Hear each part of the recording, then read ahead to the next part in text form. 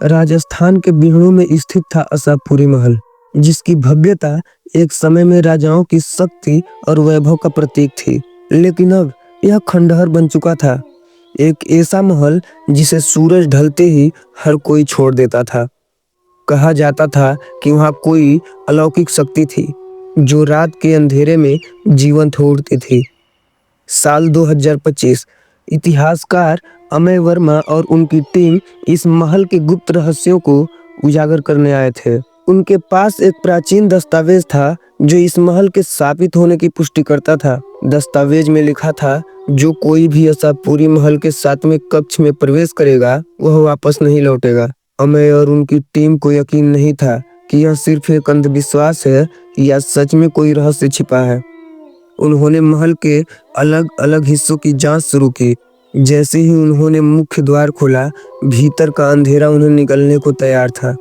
महल की दीवारों पर अब भी प्राचीन चित्र उकेरे हुए थे, जिनमें राजा सूर्य प्रताप सिंह और उनकी पत्नी रानी चारुमती के चित्र थे।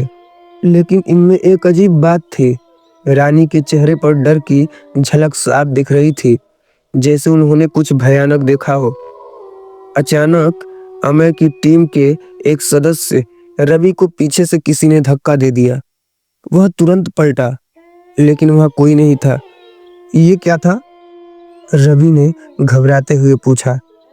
हो सकता है हवा का झोंका हो, अमय ने जवाब दिया, लेकिन उनकी आवाज में भी हल्का संदेह झलक रहा था।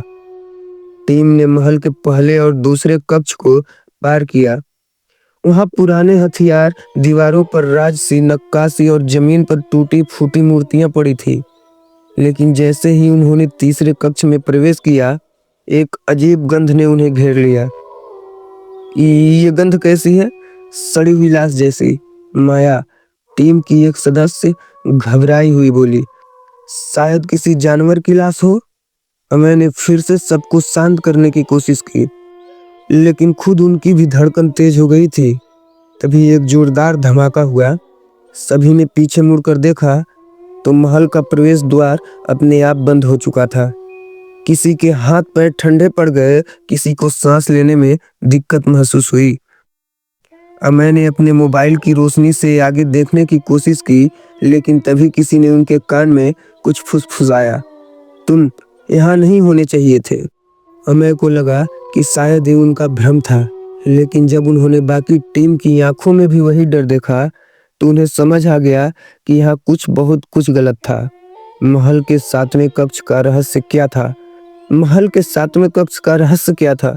क्या सच में कोई श्राप इस महल पर था? और अगर हाँ, तो क्या वे सभी इस महल से सुरक्षित बाहर निकल पाएंगे या रह जाएंगे इसी महल में?